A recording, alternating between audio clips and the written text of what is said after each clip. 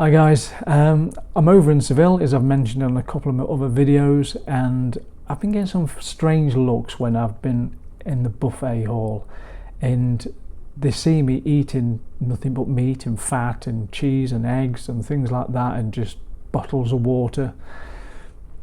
And people ask questions, especially the Spaniards. They're very, very inquisitive. They want to know what's wrong with their local fruit and veg, and I doubt there is anything at all wrong with anything they produce in this country. It tastes beautiful, the meat and everything's beautiful. But once I explain them, I'm like, I'm doing intermittent fasting. It's in this week, 1 meal a day, and I'm doing the carnivore. They look a little bit puzzled, but I think they kind of get it and stuff. But the other tourists which I've bumped into, they always keep saying how they've struggled with losing weight and how it's hard and it's so complicated and stuff like that. Well, I've got to disagree, and I know I'm new to this whole weight loss thing because this is like pretty much the first diet I've ever been on in 40 plus years, but I can't say it's difficult at all.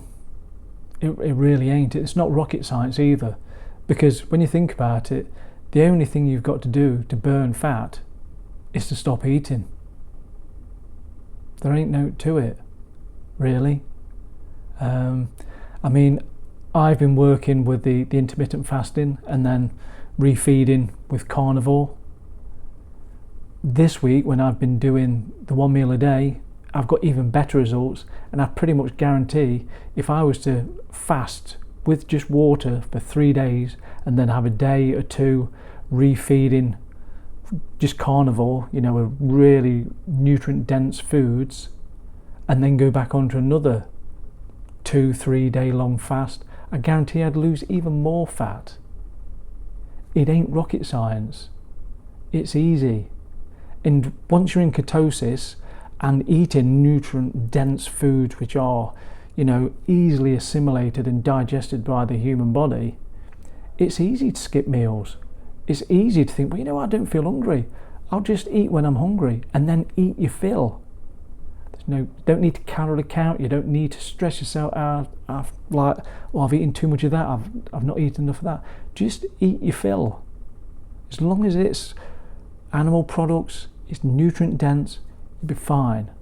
So I'm sure this is probably going to piss a lot of people off because they might have been struggling for years and years. But if they've not been following the right routine, which is not their fault, they've probably been listening to all the advice of all the people trying to make money out of them.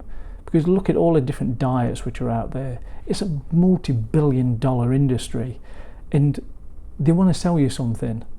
And because you're failing at something means they've got a repeat chance of selling you something else again.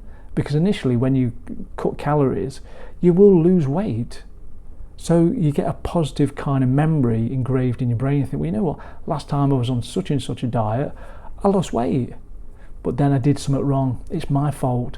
And I've put weight back on, but I lost weight with them last time, so I'll go back to that club and they'll give me a pat on the back and stuff like that. Don't need any of that stuff. We've known for 100 years that counting calories and calorie restriction does not work long term. If it didn't work then, it ain't going to work now. So what I've decided for me with doing the intermittent fasting and just eating animal products and breaking that association with mouth pleasure from different foods, breaking down my need to be like a sugar addict, it now is being formed into fuel and hydration. And I've now decided that everything else in life is important. The life that's going off outside, the interactions with my family, that is far more important than thinking what's on my plate and what I'm going to stick in my mouth. So yeah, I'm sorry if this does upset people, but there's no rocket science to it. If you're not getting carbohydrate into your body, then your body will use it up very quickly. So if you're not taking carbohydrates in, you're going to start producing ketones, which are going to keep you going. Your body will always need glucose. So you're always going to go through a process where the liver will create glucose for you on demand. If you do exercise and push your body past its normal comfort zone. So if there's a demand placed on your body for physical activity, it'll use glucagon to actually oxidize fat and produce more energy for you. You know, we've got a built-in system for burning body fat. But if you don't turn that system on, you're just going to keep storing body fat. So the easiest way to do that is intermittent fasting and zero carb or ultra low carb diets, and where possible extend that fasting window for as long as possible. I'm going to be on 1 meal a day for, I'd say, probably another week, and then I'm going to start experimenting with 1, 2, 3, 4 day fasts and then carnivore refeeds. I'm not becoming off carnivore. This is me for life now. I feel the best I've done for decades. But I think I've done 4.5 months with 16-hour intermittent fasts. This week I've done a full week of OMAD, easy, and I think I'll have another week of OMAD, and then I'm going to be doing the big fasts. Well, I would class them as big fasts. Other people would probably laugh at them, to be honest.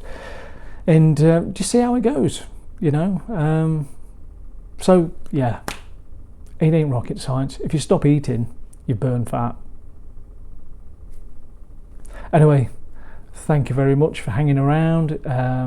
If you want to share the video around, subscribe and like and stuff like that, it's greatly appreciated. More than anything, I would love to get comments and questions. If there's something you want to know about intermittent fasting and the carnivore diet, if I can help you, I will, and I'll either reply in the comments or I'll make you a video just explaining from my personal experience. Anyway, take it easy. I'm just about to go off and enjoy the sun. Last day in Seville, so see you soon. Take care. Bye.